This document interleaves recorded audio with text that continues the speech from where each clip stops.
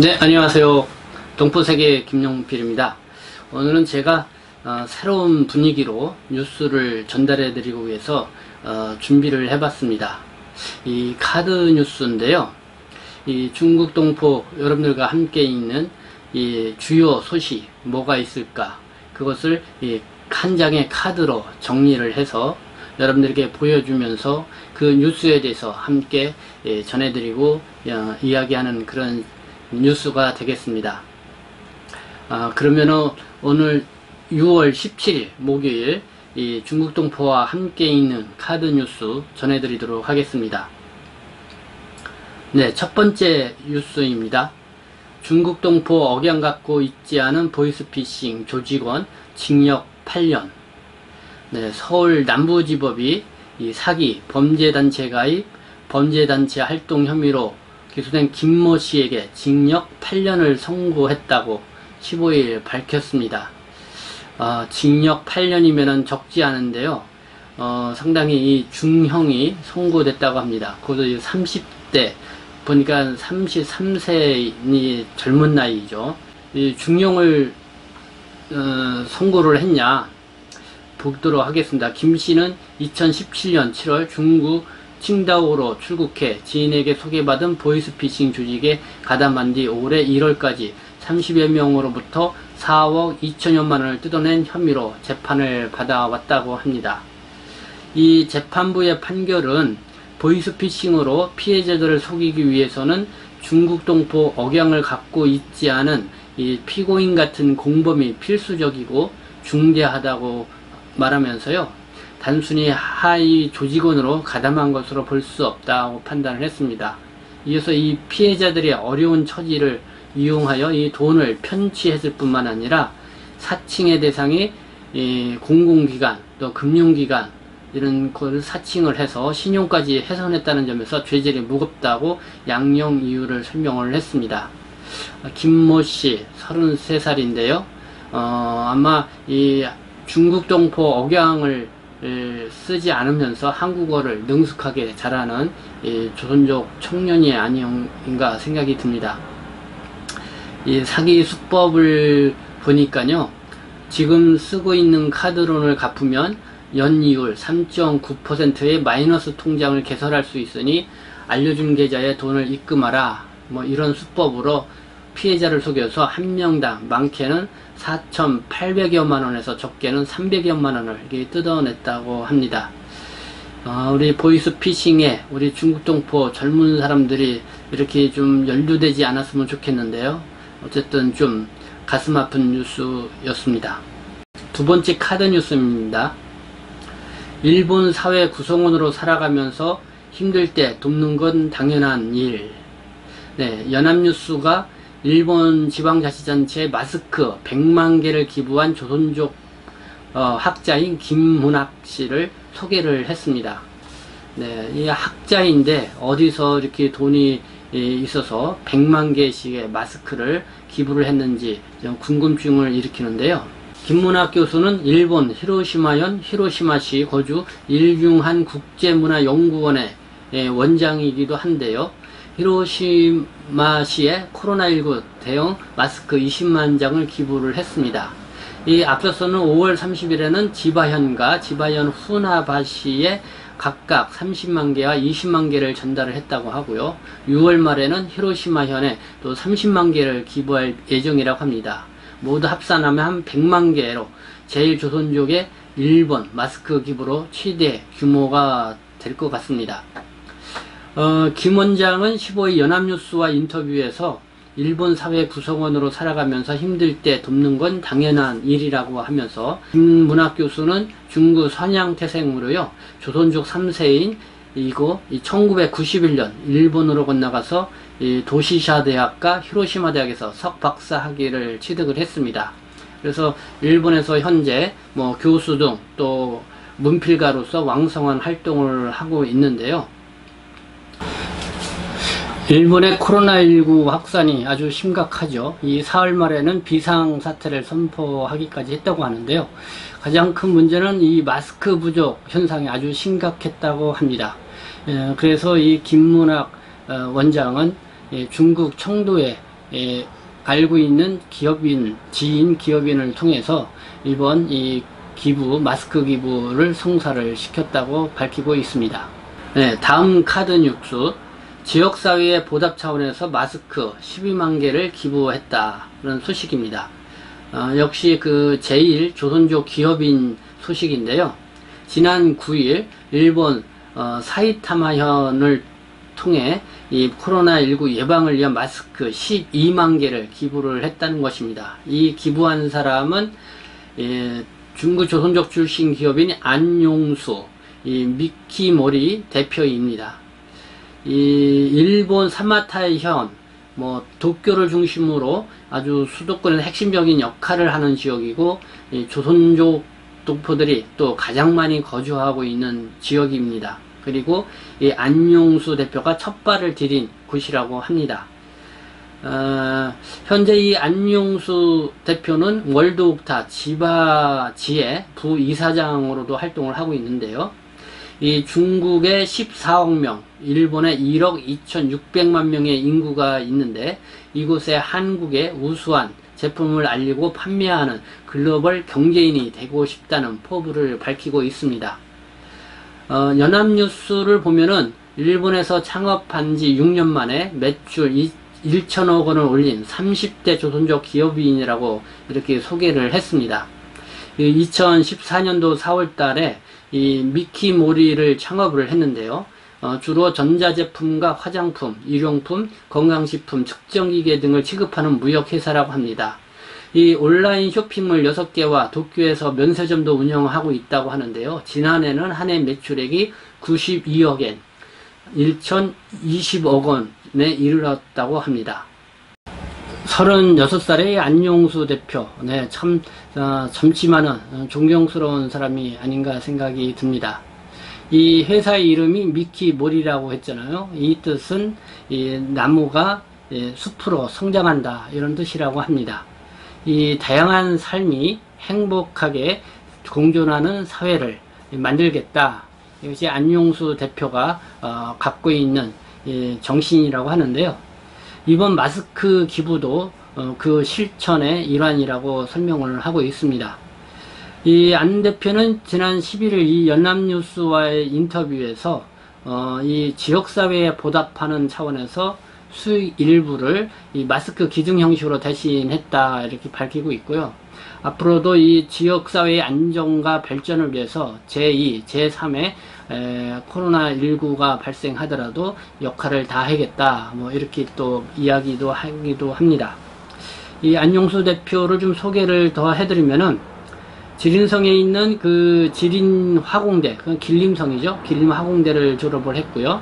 2009년도에 일본에 진출을 했는데 그때도 한 38번의 면접을 보고 드디어 일본 회사에 취직을 해서 일본에 진출을 했다고 합니다. 38번째 면접을 보고 들어갔다는 거죠. 상당히 노력하고 참 대단한 그런 모습을 볼 수가 있습니다. 포기하지 않는 이 불굴의 정신이라고 할까요? 그래서 처음에는 정보기술 엔지니어가 되어서 회사 생활을 시작을 했고요. 일본 문화가 어느 정도 익숙해지고 나서 창업을 본격적으로 시작을 했다고 합니다. 그래서 인터뷰에서 이런 얘기를 합니다. 한민족의 근성을 발휘하면 성공한다. 이런 신념으로 아주 차근차근 열심히 실적을 쌓고 신용을 확대해 나가면서 차별을 이겨내고 있다. 이렇게 얘기를 하고 있습니다. 그 일본 사회도 외국인에 대한 차별이 상당히 심하다고 그럴까요? 그런 사회로 알려지고 있는데요. 이런 속에서 이 한민족의 근성으로 버텨나가고 있다는 안용수 36살의 젊은 조선족 청년기업가 승승장구하기를 두 손 모아 기원해봅니다. 현재 일본에 거주하고 있는 조선족 인구는 한 10에서 20만 명 가까이가 된다고 합니다. 1990년대 초 일본에 유학으로 간 조선족들이 많이 있죠. 그래서 지금 일본의 조선족 사회는 다 유학파들이 좀 주축이 돼서 유능한 이 학자들도 있고 또 기업에서도 성공한 이 기업을 일군 이 안용수 대표와 같이 그렇게 성공한 기업인들 활동도 상당히 많다고 합니다. 중국 조선족 사회에 있어서의 어떻게 보면은 선두적인 그런 역할을 이 제1조선족 사회에서 이루어 가지 않을까 하는 그런 생각도 드는데요. 지금 오늘 이렇게 제1조선족 동포들의 이 마스크 기부 행렬, 아주 우리 한국에 거주하고 있는 동포들에게도 반가운 기쁜 소식이라 생각해서 전해드렸습니다. 자, 네 번째, 이번에는 좀 분위기를 바꿔서요, 국내 언론이 나온 소식을 전해드리도록 하겠습니다. 미디어 오늘이 왜 조선족이라고 해 하면서 이 TV조선을 깠다는 소식입니다. 이 미디어 오늘이 이 연예인 결별 소식에 조선족 끼워 혐오 조장하는 방송이라고 하면서 이 TV조선 이 보도본부 한라인을 비평을 했습니다. 이 6월 11일 방송된 TV조선 보도본부 한라인에서는 이 배우 이한희 씨와 윤계상 씨의 결별 소식을 전하면서 이 아무런 문제의식 없이 위모 지상주의를 부추기고 혐오편을 내뱉었다고 주장을 했는데요. 위모 지상주의를 부추겼다는 얘기는 두 연예인을 선남선녀라고 말하면서 이 윤계상 씨에 대해서 소개할 때 이 진행자 엄성섭 씨가 영화 범죄도시에서 그 조선족 역할이라고 말하고, 또 이에 덩달아 이 치승현 기자가 그럼요, 굉장히 무서운 공포스러운 조선족 건달 역할을 했었죠 라고 이 부원 설명을 한 부분을 지적하고 나온 것입니다. 여기서 왜 굳이 조선족이라는 표현을 사용하느냐, 이 중국 동포, 이 제중 동포라고 했어야 하는 것이 아니냐 하는 것이 이 미디어 오늘 민주언론 시민연합회 지적이었습니다. 미디어 오늘이 왜 조선족이라 하느냐, 이 TV조선을 깠다는 카드뉴스인데요.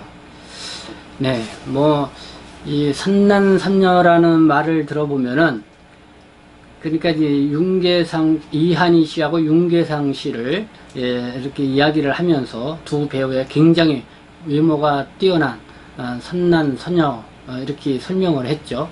이 선남선녀를 국어사전을 보면은 성품이 착한 남자와 여자, 또 곱게 단장을 한 남자와 여자, 심지어는 불교의 이 귀한 남자와 여자로 아주 이 최대의 아주 외모적으로나 또 성품적으로 우수한 사람을 성남선녀라고 이렇게 부른다는 것이죠. 근데 여기 이제 윤계상 씨를 부연 설명을 할 때 이 범죄도시에 나오는 바로 그 조선족 역할을 한 사람, 이 조선족이라는 말이 상당히 대비적으로 들렸던 것 같습니다. 그렇게 하면서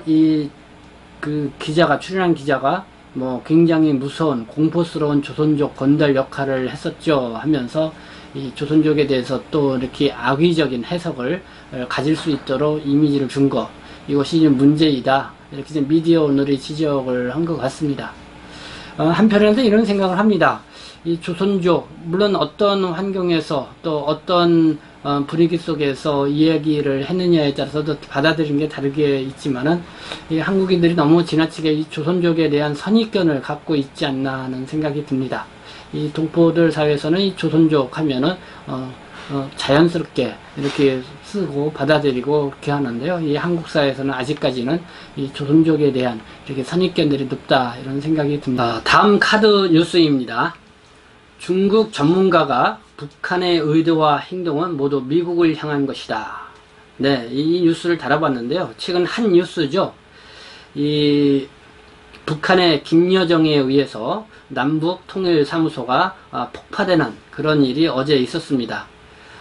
그래서 여러가지 분석 기사가 나오고 있는데요. 이 조선일보는 이 중국 전문가의 이야기를 게재를 했습니다. 중국 상하이 사회과학원 국제연구소의 리칼성 부소장인데요. 17일 중국 매체 펑파이에 기고한 글에서 이 북한이 표면적으로는 탈북자들이 대북 전단을 날리는 것을 문제 삼았지만은 북한의 행동은 탈북자 행위를 겨냥한 것이 아니다 라고 했습니다.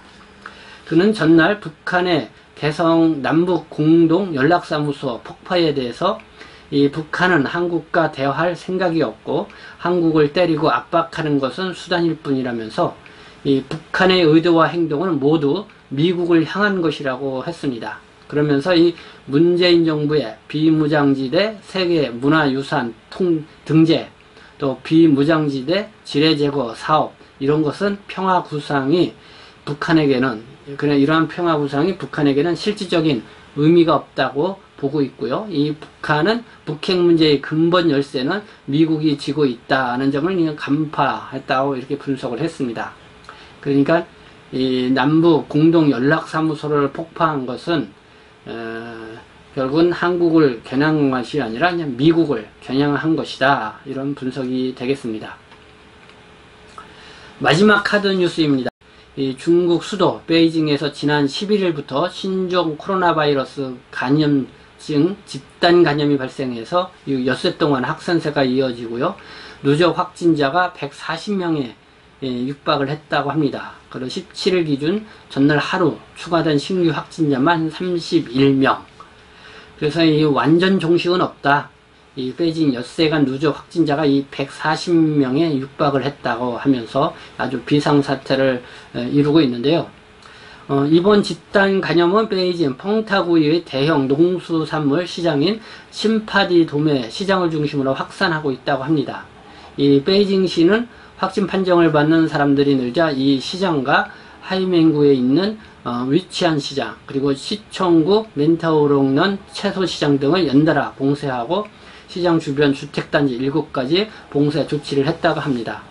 이 감염세가 며칠째 잡히지 않자 이 베이징시는 16일 코로나19 대응 수준을 3급에서 2급으로 상향 조절을 했고요. 지난 6일 3단계로 완화한 지 불과 열흘 만에 다시 강력한 통제 상태로 돌아간 것이라고 합니다. 네, 완전 종식은 없다. 끝날 때까진 끝난 것이 아니다. 이 코로나19를 바라보고 있는 이 중국인들의 생각이었습니다. 네, 오늘 이렇게 여러분들하고 제가 특별히 이렇게 좀 준비를 해봤습니다. 카드 뉴스, 여러분들에게 좀 세상 돌아가는 것, 이 중국 동포와 관련돼서 또 어떤 뉴스들이 있는지 여러분들에게 좀 이렇게 한 장의 카드로 요약해서 보여드리고, 그리고 그 뉴스를 같이 이야기하는 이런 시간이었는데요. 여러분들이 좋다고 하면은 종종 제가 좀 더 이렇게 카드 뉴스를 만들어서 여러분들에게 전해드리도록 하겠습니다. 네, 시청해 주셔서 감사합니다.